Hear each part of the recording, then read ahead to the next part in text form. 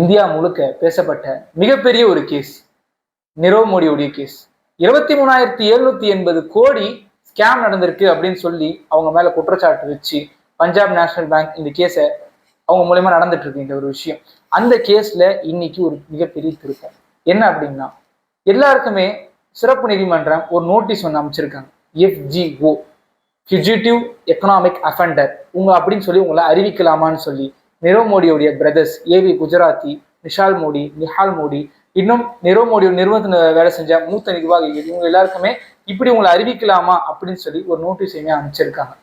இந்த FGO அப்படின்னு சொல்லப்படக்கூடிய இந்த ஃபியூஜிட்டிவ் எக்கனாமிக் அஃபெண்டர் இப்படி ஒரு நோட்டீஸ் ஒருத்தர் மேல அறிவிச்சு அவங்களை இப்படி அறிவிச்சுட்டாங்க, இவர் ஒரு FGO அப்படின்னு அறிவிச்சுட்டாங்கன்னு சொன்னா அரசாங்கம் அவங்களுடைய எல்லா சொத்துக்களையுமே பறிமுதல் செய்யும். ஏற்கனவே நிரவ் மோடி லண்டன்ல ஜெயிலில் இருக்கிறாரு. அவருடைய அங்கிள் அவருமே பெல்ஜியம்ல ஒரு கேஸ்ல இன்னும் அவங்களுக்கான இயரிங்ஸும் போயிட்டு தான் இருக்குது. இந்த கேஸ் மிகப்பெரிய திருப்பத்தை ஏற்படுத்தும். ஃபாலோ பண்ணிக்கோங்க.